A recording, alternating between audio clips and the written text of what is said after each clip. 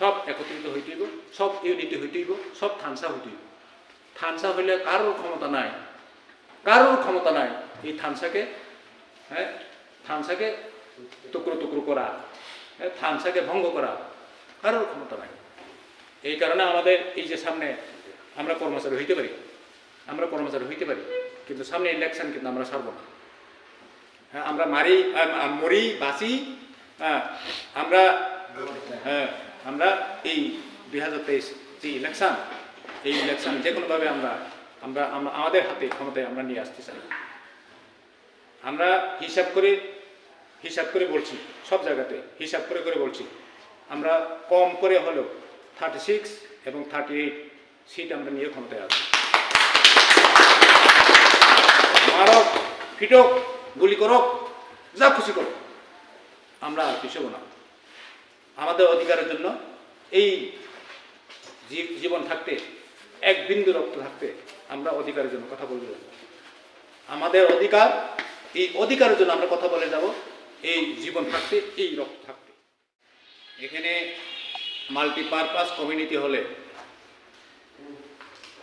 আমাদের TF Tripura employees federation, এই TF এর ইউনিট কমিটি হতে যাচ্ছে। আজকে president, vice president, central committee আছেন 2 জন এবং অন্যান্য নেতৃবৃন্দরা আছেন। আর এখানে অত্র এলাকার শিরাসুরি এলাকার কর্মচারীরা আছেন, চাকমা ভাই বোন, মগ, ত্রিপুরা, জমাতিয়া, অনেক সম্প্রদায় এখানে আছেন। করবক থেকে অনেকজন প্রতিনিধি আছেন, তারপরে জলে থেকে আছেন।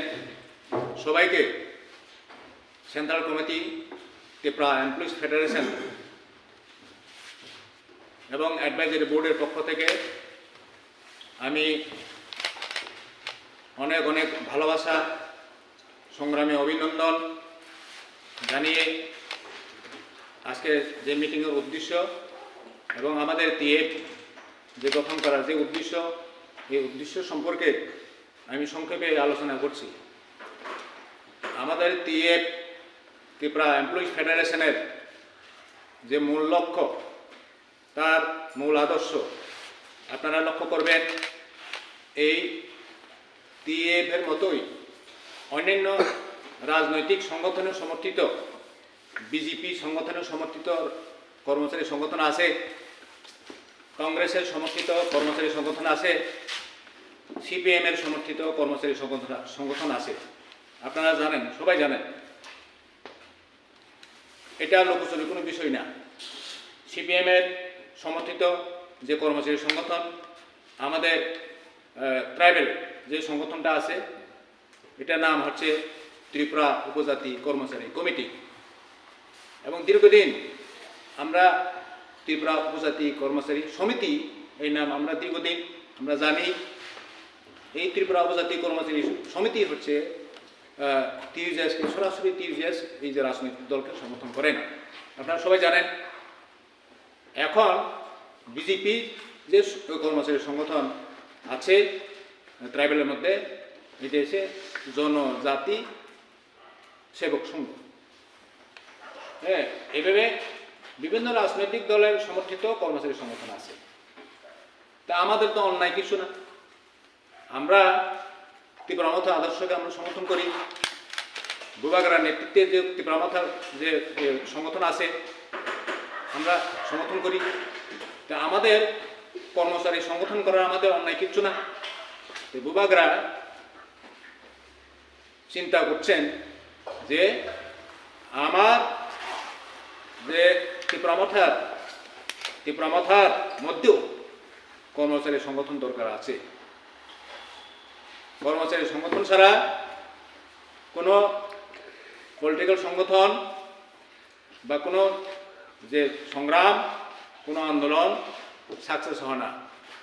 এটা বুবাগ্রা আমাদের মহারাজা প্রদীপ কিশোর মানিক্য অনুভব করছেন। এইভাবে চিন্তা করে তিনি ত্রিপুরা এমপ্লয়িজ ফেডারেশন, এই কর্মচারী সংগঠন তিনি গঠন করেছেন। আমাদের যে মূল উদ্দেশ্য, আমাদের টিএফ আপনারা লক্ষ্য করবেন, অন্যান্য কর্মচারী সংগঠনের তাদের মূল দাবি দেওয়া, তাদের মূল ডিমান্ড, এই মূল ডিমান্ড হচ্ছে তাদের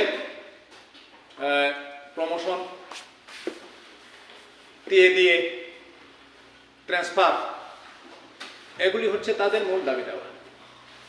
পেশাগত সংগঠনগুলিও আছে, কোনো সংগঠন, টিচার সংগঠন পেশাগত সংগঠন, ডক্টর অ্যাসোসিয়েশন পেশাগত সংগঠন, ইঞ্জিনিয়ার অ্যাসোসিয়েশন পেশাগত সংগঠন। তারা ইঞ্জিনিয়ার তাদের ইঞ্জিনিয়ার সমস্যা নিয়েই তারা চিন্তাভাবনা করে, টিচারদের সমস্যা নিয়েই তারা চিন্তাভাবনা করে, ডক্টর তাদের সমস্যা নিয়ে চিন্তাভাবনা করে। কিন্তু তাদের সাথে আমাদের সংগঠন কিন্তু ফার ডিফারেন্স, অনেক পার্থক্য। আমরা কোনো প্রমোশনের বিষয়ে আমরা চিন্তা করি না, বদলি দিয়ে এসব বিষয়ে আমরা চিন্তা করি না। আমাদের বক্তব্য হচ্ছে, আমাদের মূল চিন্তাভাবনা, আমাদের ভাবনা, আমাদের বক্তব্য হচ্ছে যে আমাদের অস্তিত্বই নাই, আমাদের ল্যান্ড চলে যাওয়ার অবস্থা, আমাদের অধিকার নাই। এই যে আমাদের অধিকারই নাই, আমি যদি এখন চিৎকার করতে থাকি প্রমোশন দাও, প্রমোশন দাও, প্রমোশন দাও, ট্রান্সফার করো, এইভাবে যদি আমি চিৎকার করতে থাকি, এটাকেই যদি আমি বড় মনে করি, তাহলে আমার যে মূল চিন্তাভাবনা এই থেকে আমরা সরিয়ে যাব। এই কারণে আমাদের মূল টার্গেট হচ্ছে আমাদের সার্ভাইভেল এবং এক্সিস্টেন্স, আমাদের অস্তিত্ব রক্ষা করতে লাগবে। কৃষ্টি সংস্কৃতি, আমার ল্যান্ড, আমার অধিকার, এগুলি আগে আমার রক্ষা করতে লাগবে। কাদের জন্য? আমার ছেলে মেয়ে বাচ্চা কাচ্চার জন্য, এখন যারা ভবিষ্যৎ প্রজন্ম তাদের জন্য। আমি চলে যাওয়ার পরে আমার পারিশ্রমিক ফসল যাতে এই ভবিষ্যৎ প্রজন্ম, বাচ্চা কাচ্চা এখন যারা জন্ম নিচ্ছে, তারা যেন ভোগ করতে পারে। আমি ল্যান্ড রাইটস যদি ঠিক করে না দিয়ে দিতে পারি, যে আমার মাটির অধিকার, ল্যান্ড রাইটস, এটা যদি আমি ঠিক করে না দিয়ে দিতে পারি, আমার কৃষ্টি সংস্কৃতি, এটা যদি আমি ঠিক করে না দিয়ে দিতে পারি, হ্যাঁ, আমার শিক্ষা যে কাঠামো, এটা যদি আমি ঠিক করে না দিয়ে যেতে পারি, তাহলে কিছুই লাভ হবে না। যারা অতীতে আমাদের অনেক নেতৃত্বরা অতীতে ভুল করেছেন, অনেক নেতৃত্ব ভুল করার ফলে আমরা এখন এই অসুবিধায় আমরা ভুগছি। এটা সবাই আমরা জানি, সবাই অনুভব করতে পারি যে কিভাবে তারা ভুল করছেন, এটা আমরা জানি।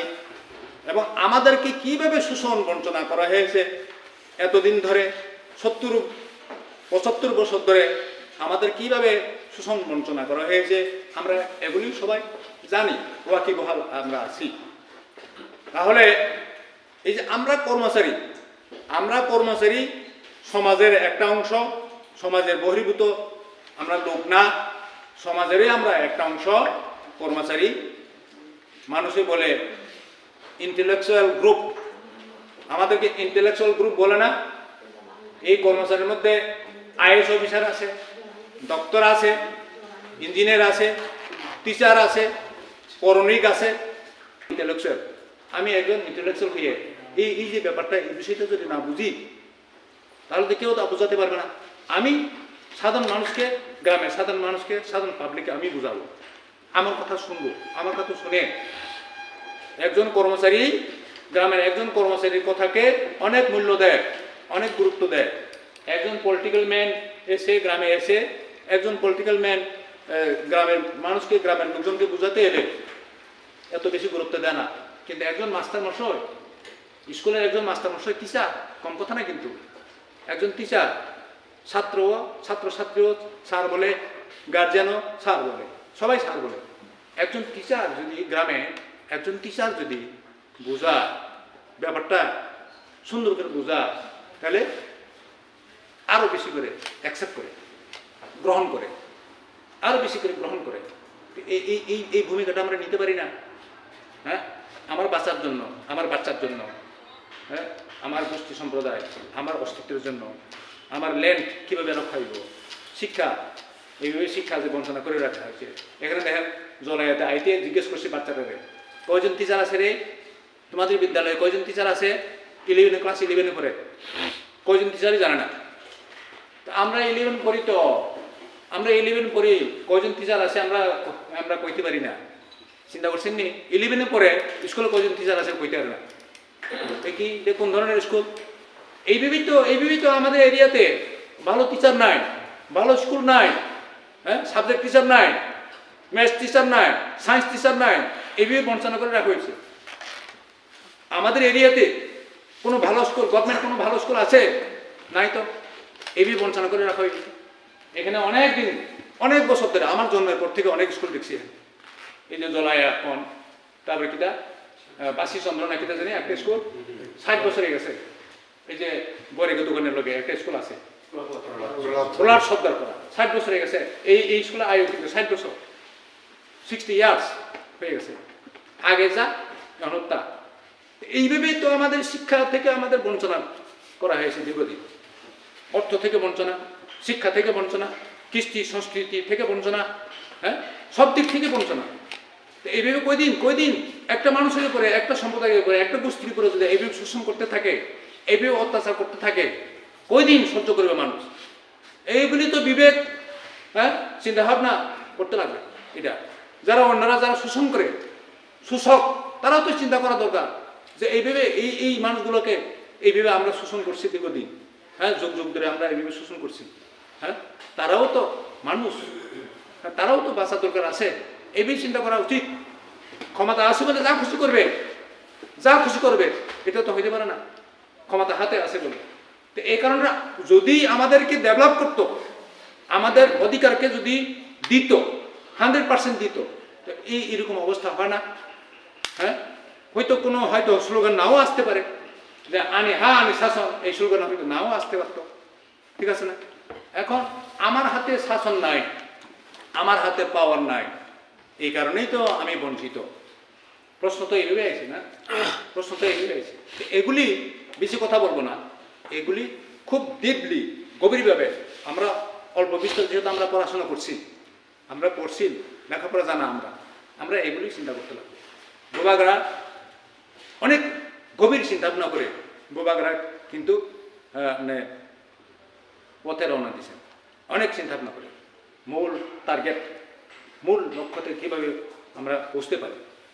এই যে এক্সিস্টেন্স, সার্ভাইভাল ছাড়া আমাদের উপায় নাই, গ্রেটার ত্রিপুরা ল্যান্ড ছাড়া আমাদের উপায় নাই, সেপারেট স্টেট ছাড়া আমাদের উপায় নাই। যদি সেপারেট স্টেট না করতে পারি আমরা, যদি না পাই, সেপারেট স্টেট যদি না হয়, সেপারেট স্টেট না হলে পরে আমরা এইভাবেই 70 বছর আমরা যেভাবে বঞ্চিত শোষিত, আমরা 70 বছর এরকমই আমরা শোষিত হতে বঞ্চিত হতে অত্যাচার হতে আমরা শেষ হয়ে যাব।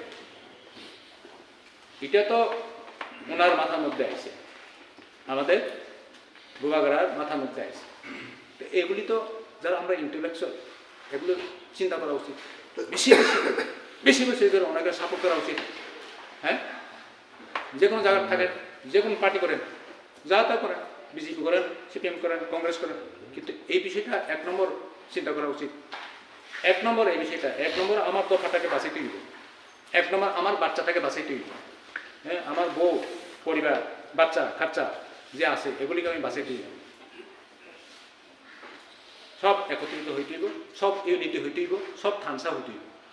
থানসা হইলে কারোর ক্ষমতা নাই এই থানসাকে, হ্যাঁ, থানসাকে টুকরো করা, হ্যাঁ, থানসাকে ভঙ্গ করা কারোর ক্ষমতা নাই। এই কারণে আমাদের এই যে সামনে আমরা কর্মচারী হইতে পারি, কিন্তু সামনে ইলেকশন কিন্তু আমরা সারব না। হ্যাঁ, আমরা মরি বাঁচি, হ্যাঁ, আমরা এই 2023 যে ইলেকশন, এই ইলেকশন যে কোনোভাবে আমরা আমাদের হাতে ক্ষমতায় আমরা নিয়ে আসতে চাই। আমরা হিসাব করে বলছি, সব জায়গাতে হিসাব করে বলছি, আমরা কম করে হলেও 36 এবং 38 সিট আমরা নিয়ে ক্ষমতায় আসবো।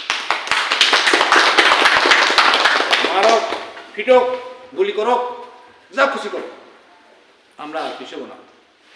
আমাদের অধিকারের জন্য এই জীবন থাকতে, এক বিন্দু রক্ত থাকতে আমরা অধিকারের জন্য কথা বলতে যাব।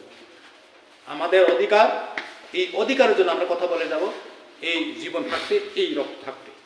এই প্রতিজ্ঞা যদি আপনি না নিতে পারেন, তাহলে আপনি আপনার এই যে ভবিষ্যৎ প্রজন্মকে আপনি রক্ষা করতে পারবেন। এই বিষয়টা আপনারা ভাবেন, এই বিষয়টা অনুভব করেন। বাড়িতে ঘুমাইবার সময়, বাড়িতে নিজের আত্মীয় স্বজনের সাথে, নিজের